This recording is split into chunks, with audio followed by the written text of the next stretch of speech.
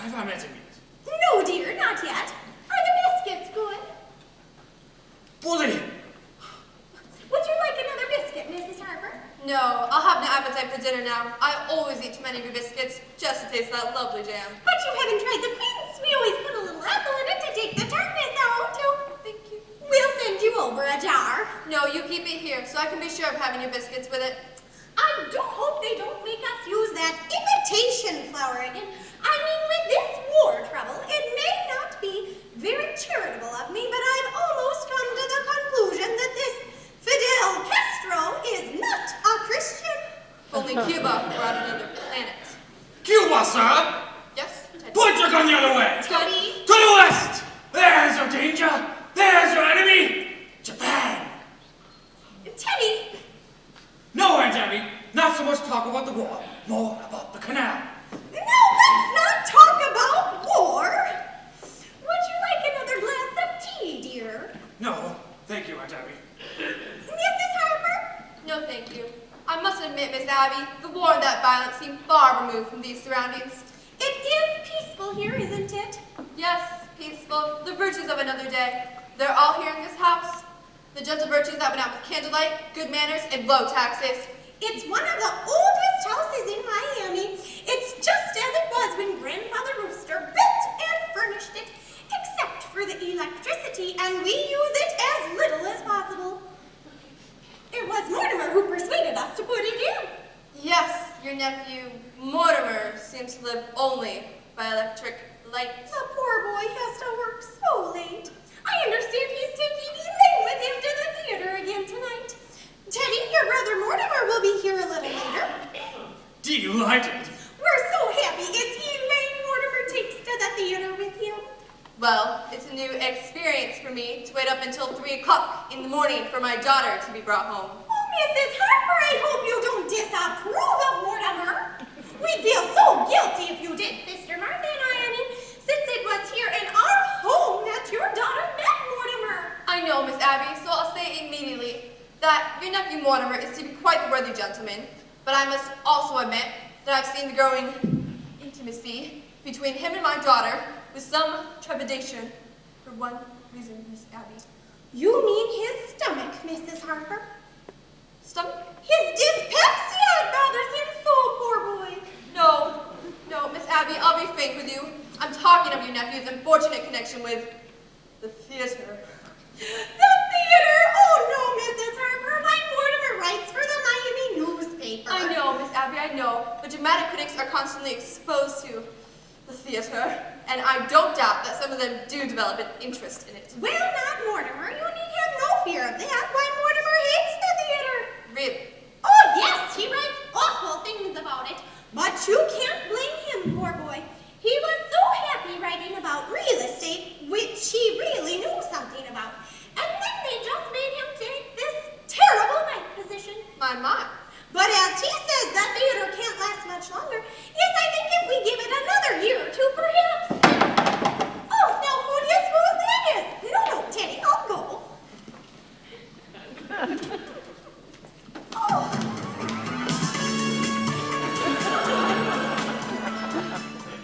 Hello, Mrs. Brophy. Hello, Miss Brewster. How are you, Miss Blythe? Very well, Miss Brewster. What news have you brought me? Colonel, we have nothing to report. Splendid. Thank you, gentlemen. At ease.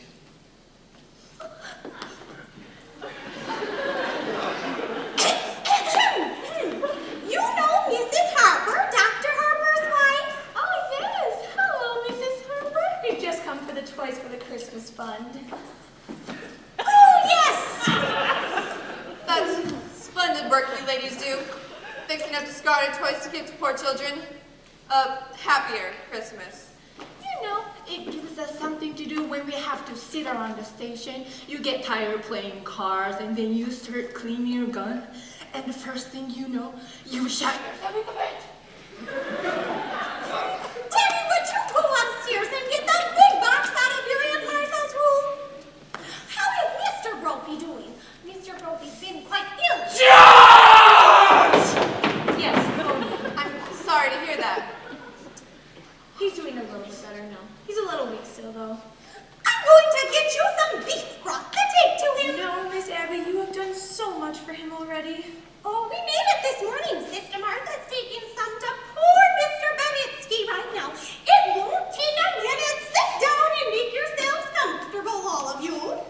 shouldn't go to all that trouble. Listen, try to stop her or her sister from doing something nice and for nothing.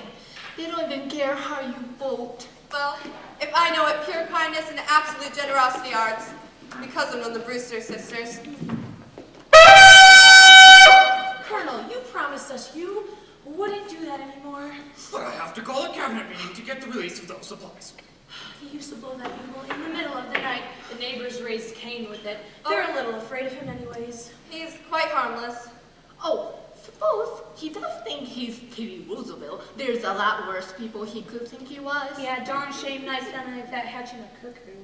His father, the old girl's brother, was some sort of a genius, wasn't he? And their father, Teddy's grandfather, seems to me I've heard he was a little crazy too. Oh, yeah, he was crazy like a fox. He made $1 million. Really? Here in Miami? Yeah, patent medicine. He was some sort of a quack. Old Sergeant Edwards remembers him. He used the house here as sort of a clinic. He tried him out on people. Yeah, I hear he used to make mistakes occasionally too. Yeah, but the force never really bothered him much about it because he was so useful on autopsies, especially poison cases. Well, whatever he did, he left his daughter fixed for life. Thank goodness for that. Not that they ever spent any of it on themselves, though. Yes, I'm well acquainted with their charities. You don't know a tenth of it. When I was with the Missing Persons Bureau, I was trying to trace an old man that we never did find. Never. Do you know there's a renting agency that's got this house down on its list for furnished rooms? They don't rent rooms. But you can bet that anybody who comes here looking for a room goes away with a good meal and probably a few dollars in their kit. Yeah, just a way of digging up people to do some good to, I say. Well, now isn't this nice? Hello, Miss Brewster. How do you do, Mrs. Brophy, Mrs. Harper, Miss Klein? How are you, Miss Brewster?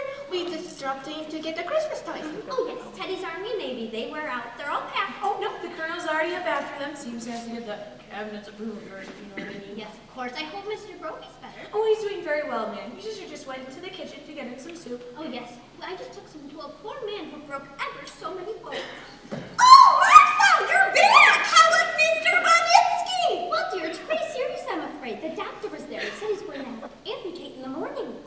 Can we be present? No. I asked, but they said it's against the rules of the hospital. Oh, you couldn't be of any help, and you must spare yourself something. Here's the broth. The broth, Mrs. Brophy. Be sure it's good and hot. Thank you. This is fine. It'll make a lot of kids happy. The O'Malley boy is nuts about soldiers.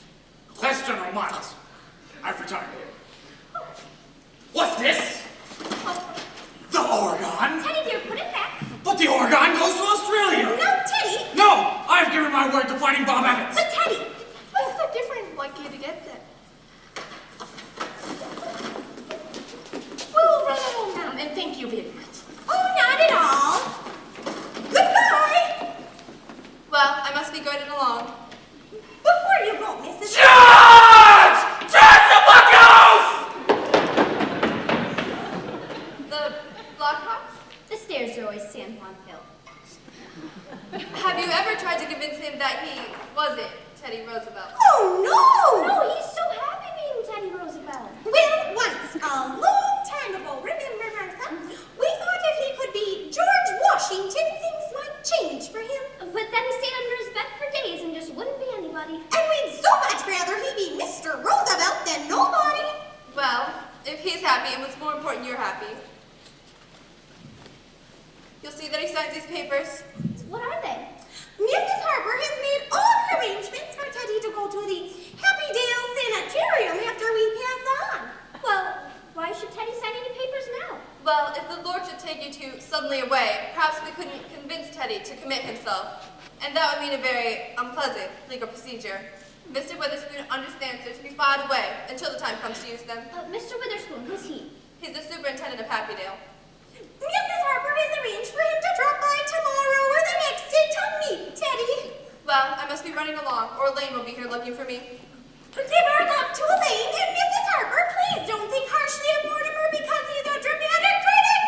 Somebody has to do those things! Did you just have tea? Isn't it rather late? Yes, and dinner's going to be late too. So, why? Teddy, good news for you. You're going to Panama!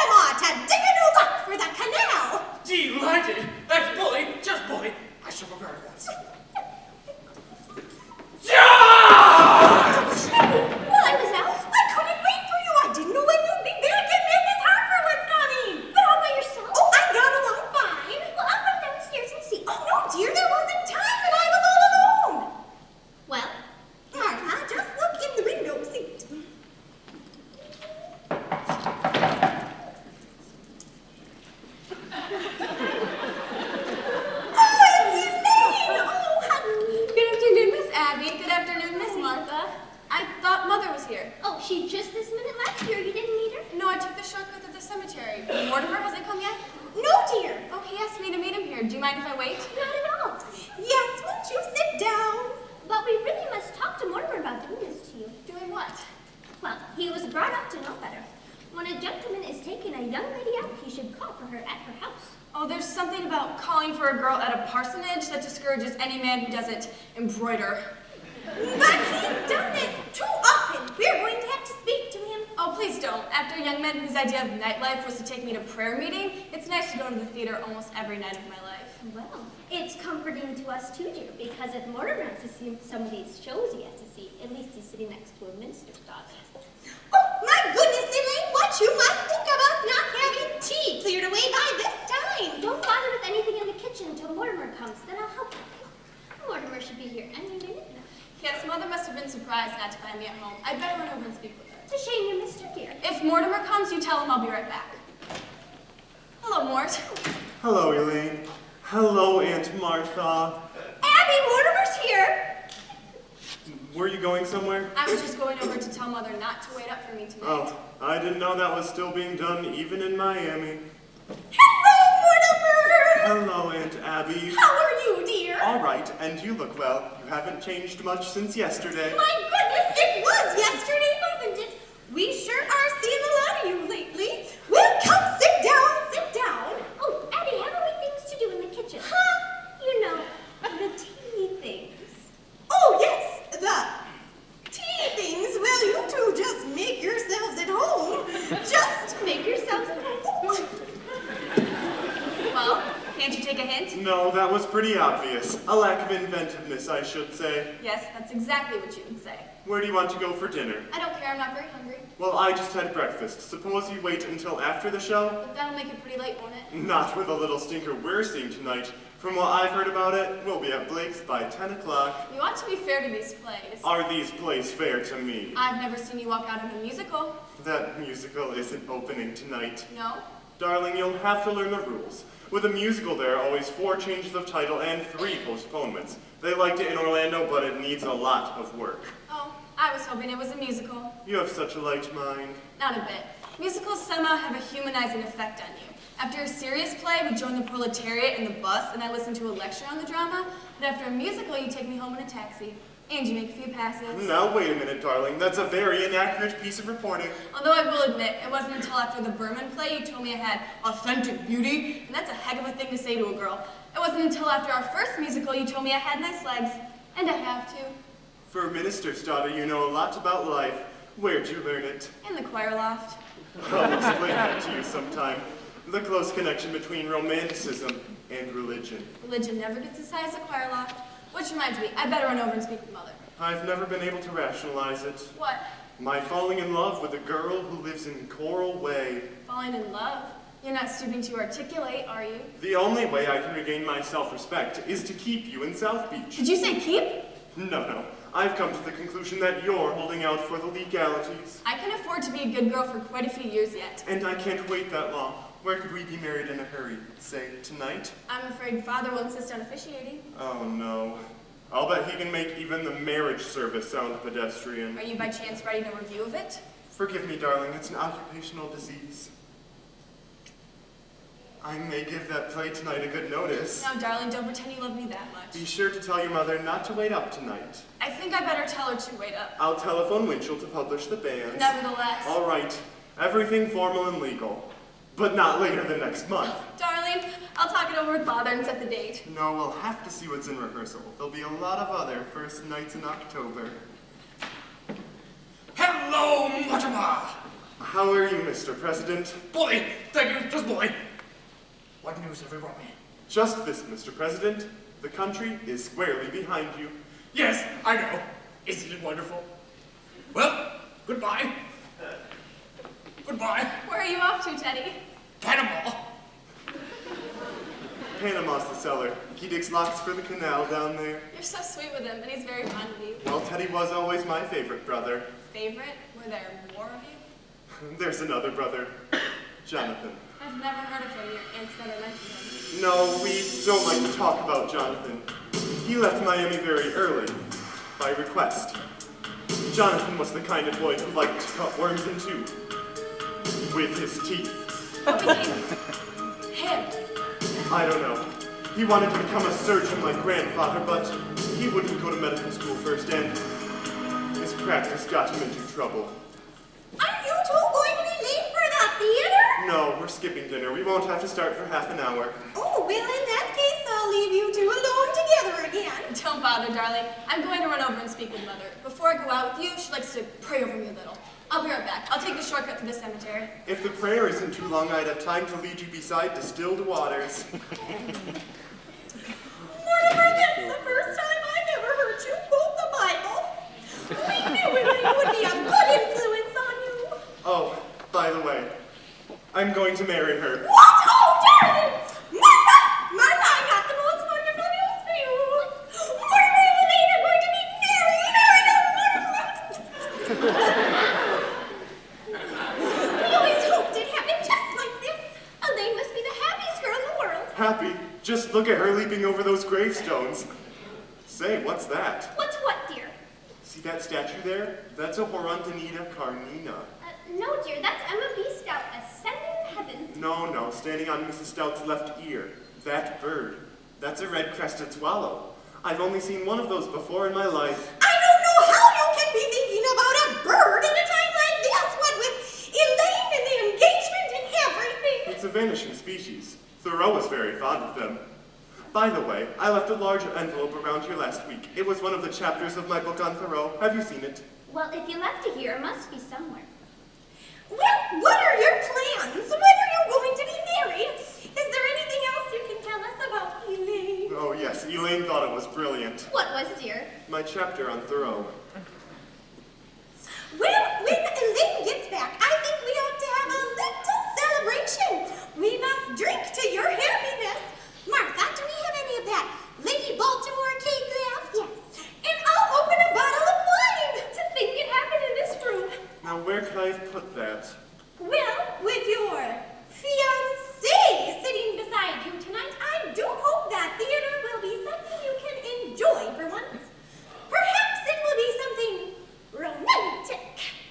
What's the name of it? Murder Will Out. Oh, dear.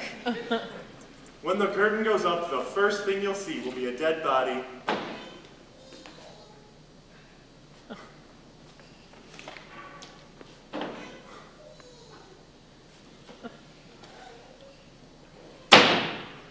Aunt Abby?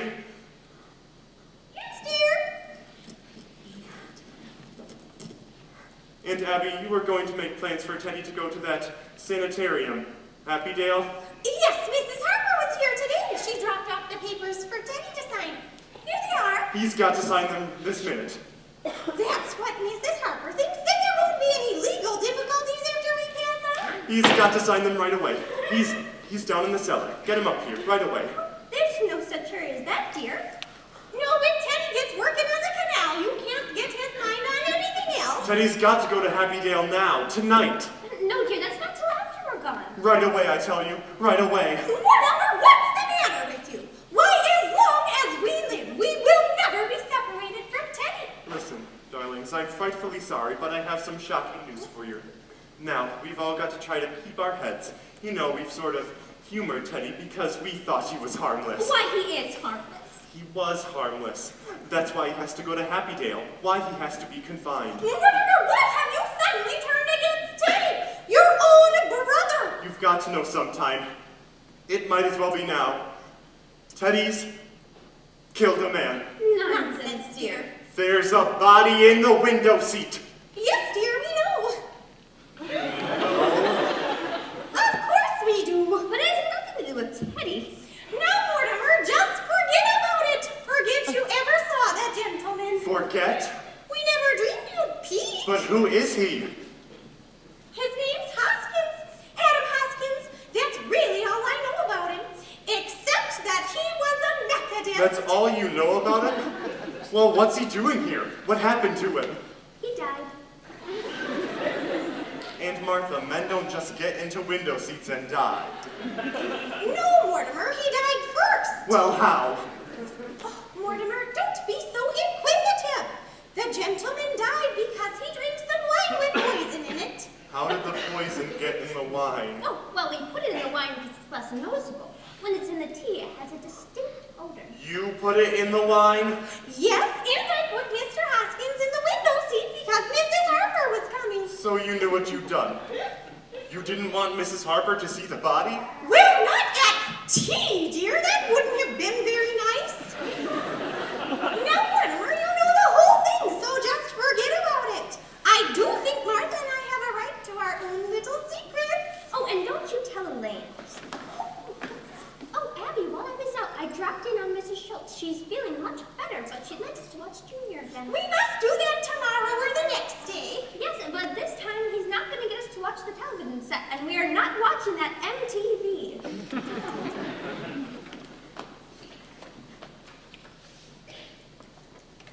Hello, city desk. Hello, Al. Do you know who this is? That's right. Say, Al, when I left the office, I told you where I was going, remember? Well, where did I say? Uh-huh. Well, it would take me about a half hour for me to get to Coral Way. What time have you got? That's right. I must be here. Aunt Abby and Martha, come in here.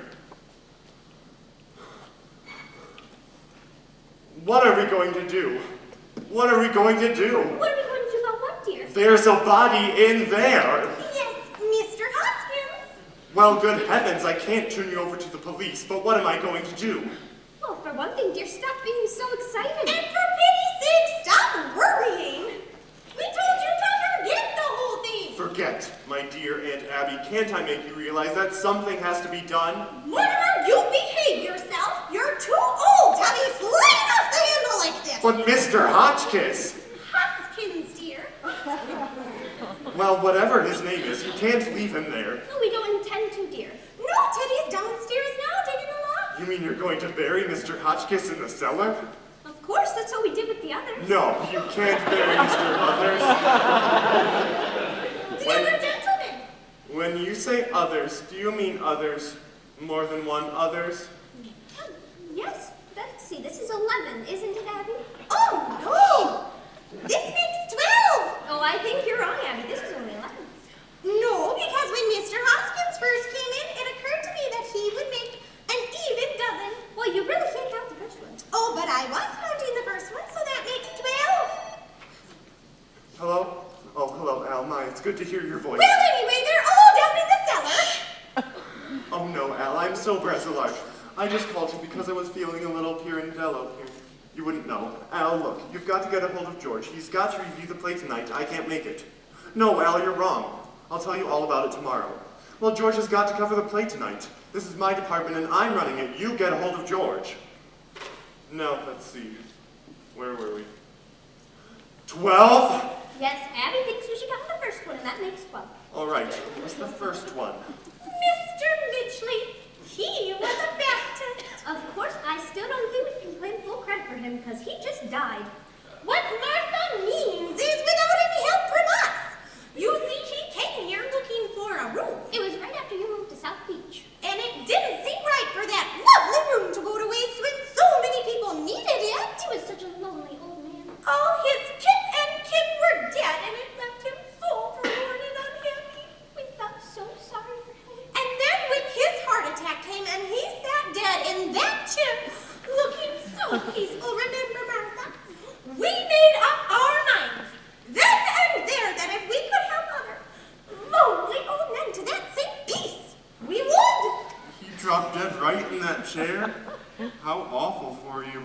Oh, no, dear, it was rather like old times. You see, your grandfather used to have a cadaver or two around the house, and Teddy had been digging in the Panama and thought Mr. Midgley was a yellow fever victim. That meant he had to be buried immediately. So we all took him downstairs to Panama and buried him in the larder. Now, that's why we don't want you to worry, because we know exactly what's to be done. And that's how all this started.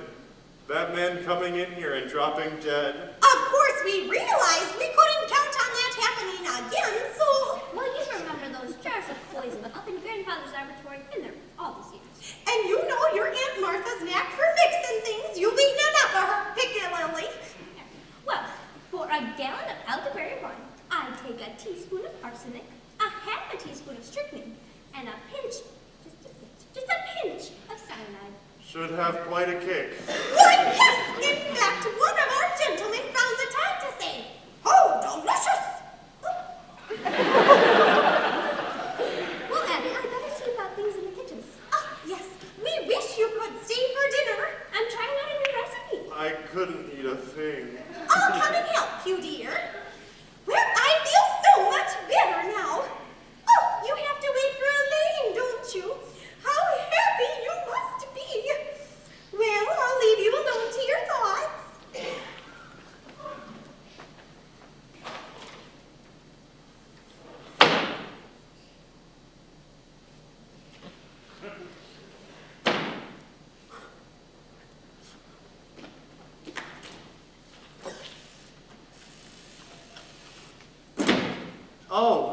it's you. Don't be cross, darling. Mother could see how excited I was, so I told her about us, and that made it hard for me to get away. But listen, she's not going to wait up for me tonight. Look, Elaine, you've got to go home. I'll call you up tomorrow. Tomorrow? You know I call you up every day or two. But we're going to the theater tonight. No, dear, we're not. Well, why not? Elaine, something's come up.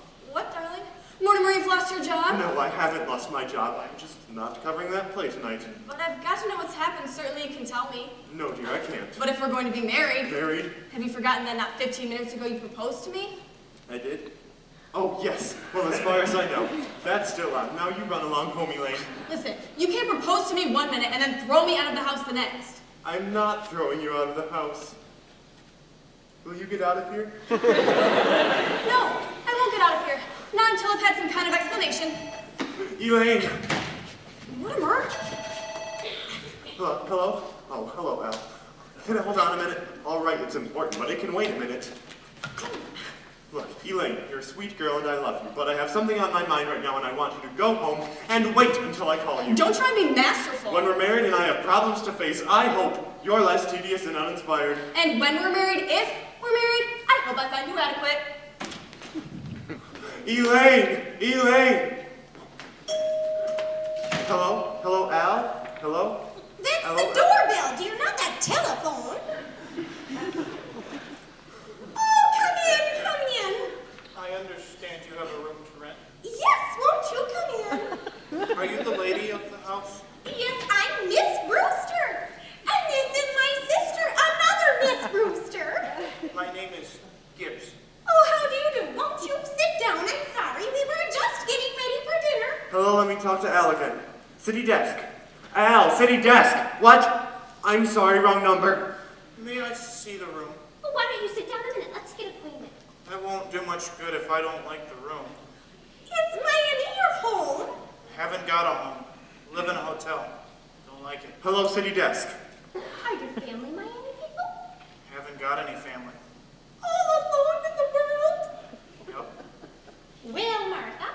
Well, you've got just the right house. Do sit down. Hello, Al, Mort, we got cut off. Al, look, I can't cover the play tonight. That's all there is to it. I can't. Where do you go to church? There's an Episcopal church practically next door. I'm Presbyterian.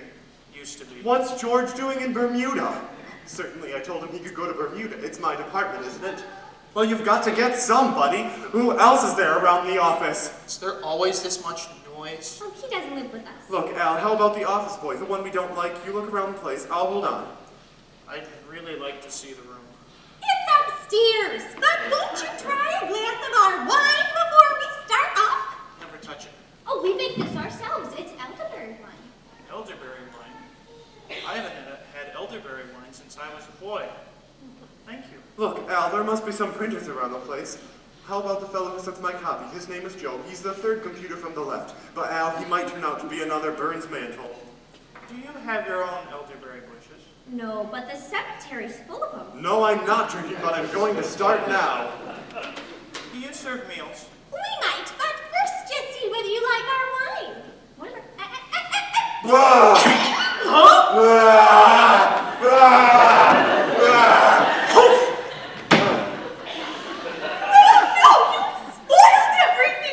You can't do things like that. I don't know how to explain this to you, but not only is it against the law, it's wrong. It's not a nice thing to do. People wouldn't understand. He wouldn't understand. Abby, we should not have told Mortimer. Well, what I mean is, this has developed into a very bad habit. Mortimer, we do not stop you from doing things you like to do. I don't see why you should interfere with us.